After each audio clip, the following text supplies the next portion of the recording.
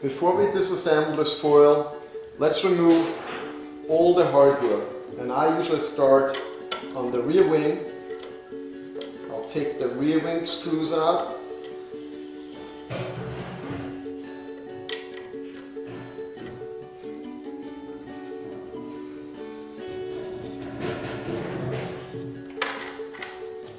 Set it to the side. I pull out the rear insert.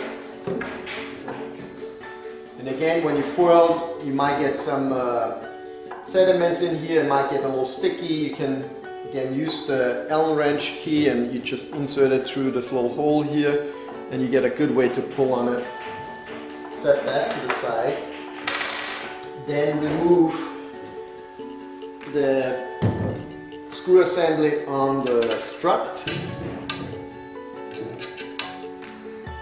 And again, you need to use both Allen wrenches to do that. Just unscrew it, and you can just insert the Allen wrench on that side and just push it out. And again, keep the screws together, keep the assembly together. And then also remove the front wing screw.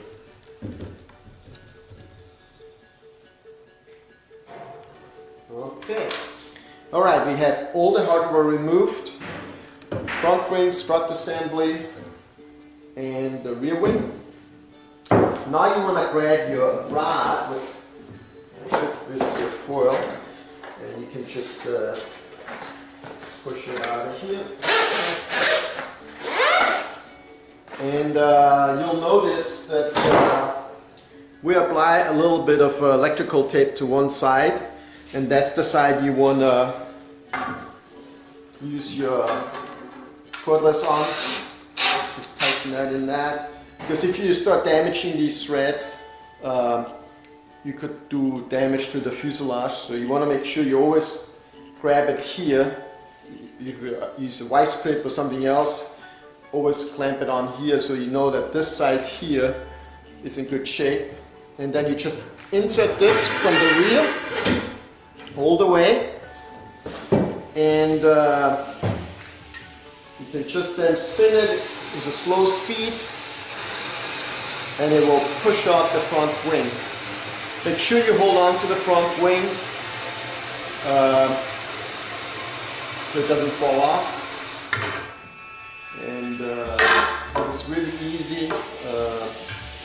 And then just go ahead and spin it that way, reverse.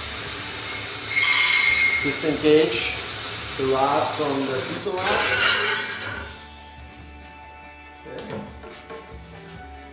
Then use again a piece of paper towel or a rag, and go ahead and wipe off that excess grease here, because it's graphite grease, you know, you don't want to get it anywhere. This makes a mess. So clean that up really good. And then the next thing is, if you travel, you know, and you have travel plans and you have to fly, then obviously you want to take the whole thing apart. If you don't travel, other than in a car, then I would say you could just leave it together like this. It's really easy to store it in a car like that. But if you do travel by plane and you need to get it in a box, then the next step is to basically push out the fuselage. And the way you do that is, again, use a piece of wood. Never hit the fuselage on anything like solid surfaces, like concrete, granite, whatever. Always hit it on wood, and that's no problem. So you can just, again, I hold the strut right here with my left hand on the base, use my right hand somewhere in the middle on the leading edge, and then I position myself so that the fuselage, the flat spot, hits the wood flat on. And then, you know, you can just do a couple hard blows and it'll come right out. There's another method. If you have like a woodworking clamp, a large woodworking clamp, that would be also a very good method. you can just insert it, and you have somebody who can just hold the assembly like so, and you can just use a woodworking clamp. You lock it on here and on here and just tighten it, and it will push off the fuselage. So, but you know, wood works just fine. It'll come right out. And again, make sure you clean those mating surfaces, because they have a lot of grease on them. So you're not getting it in your box or in your bag, wherever you store your foil. If you foil in saltwater conditions, this would be a great time to really give each component a good freshwater rinse. Get all that salt off, especially in the off-season when you get ready to store your foil away. You know, fresh water would be really good to rinse everything out. You can see here that's the little brass piece. Again, getting salt water off that is very good. So that's kind of how the thing comes apart. I also recommend when you disassemble to put all your hardware back into place. So next time you put things together, you're not going to look for your hardware. So by just kind of bring it back to the original shipping stage,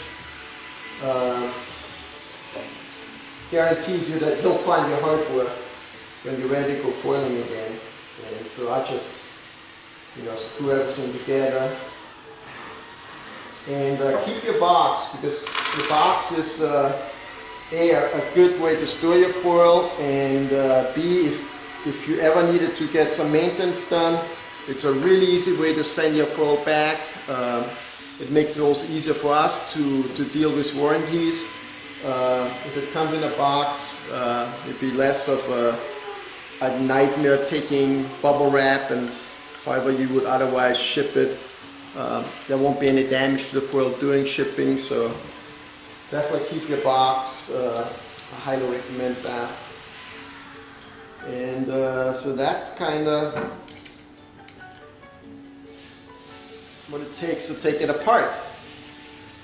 Now, another advice, follow the assembly in the disassembly the same way I showed you. Never try to hit this rear end, that insert, so make sure you always have that removed. The only time you should deal with this rear insert is if you actually assemble the rear wing or if you disassemble the rear wing, and that means you have to pull that insert out of your fuselage. Never leave this piece in here.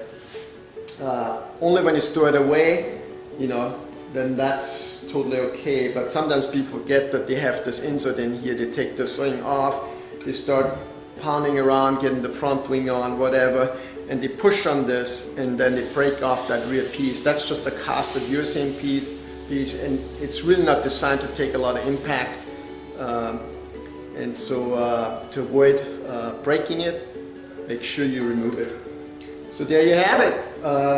It's pretty straightforward to assemble your foil and to disassemble. If you have any questions, you can always give us a call at LP Foils. You can send us an email at info@lpfoils.com, and enjoy foiling and be safe.